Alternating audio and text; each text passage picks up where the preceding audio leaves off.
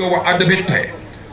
और मैं विश्वास के साथ कहता हूं कि 10 वर्षों तक यदि भारतीय जनता पार्टी की सरकार यहां चले तो हमारा जम्मू कश्मीर हिंदुस्तान का नंबर 1 राज्य बनकर रहेगा।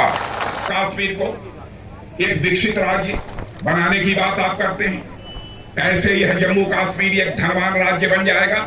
इस आधार पर मैं कहता हूं बहनों भाइयों, भारत को उठाकर देख लीजिए।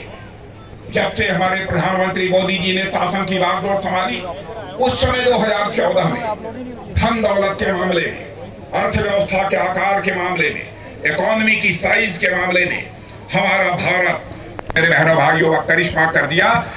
जो अर्थव्यवस्था के आकार के मामले में हमारा भारत दुनिया में 11वें स्थान पर खड़ा था, वह जंप लेकर आज 5वें स्थान पर पहुंच गया है मेरे बहनों भाई। मैं नहीं कह रहा हूं, दुनिया के बड़े बड़े अर्थशास्त्री, दुनिया की बड़ी बड़ी फाइनेंशियल फर्म्स अब इस बात का दावा कर रही हैं कि भारत जितनी तेजी के साथ आगे बढ़ रहा है, इस सच्चाई को नकारा नहीं जा सकता है कि आज के केवल 2.5-3 वर्षों के बाद यानी 2027 आते आते हमारा भारत अर्थव्यवस्था के आकार के मामले में, इकोनॉमी की साइज के मामले में दुनिया के देशों में 3रे स्थान पर आकर खड़ा हो जाए। एक अमेरिका होकर करके हम लोग दिखा देंगे।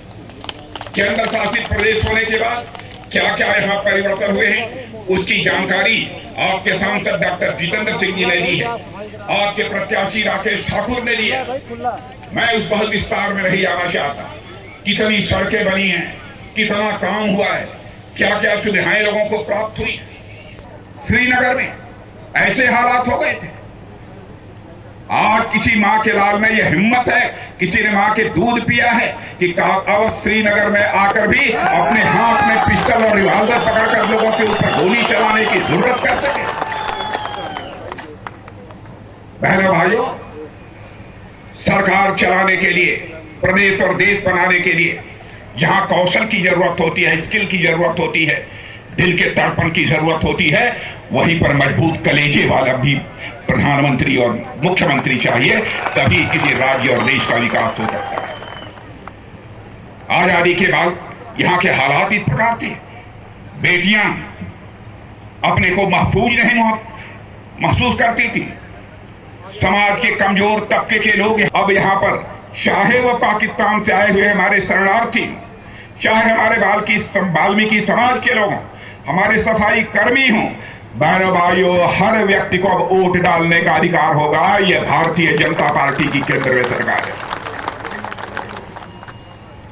एसटी समुदाय को भी, जो आदिवासी समाज के लोग हैं, जिनको एसटी स्टेटस हम लोगों ने दिया है, उनको भी अब असेंबली में मतदान करने का, असेंबली में उनके लिए भी सीट अब रिजर्व करने का काम हम लोगों ने किया। नगर पालिका, नगर पंचायत, इनमें भी ओबीसी जो पिछड़े वर्ग के लोग हैं, उनके लिए भी आरक्षण की सुविधा हम लोगों ने मुहैया कराई है। बहनों भाइयों, जिस समय धारा 370 को हमारे प्रधानमंत्री ने समाप्त किया, उस लोग कहते थे धारा 370 समाप्त करेंगे तो जम्मू कश्मीर में आग लग जाएगी। बहनों भाइयों, धारा 370 डंके की चोट पर हम लोगों ने समाप्त कर दिया, किसी बहाल कर सके। आपने G20 का सम्मेलन देखा होगा, दुनिया के 20 देशों के बड़े बड़े दिग्गज देशों के प्रतिनिधि, राष्ट्रपति, प्रधानमंत्री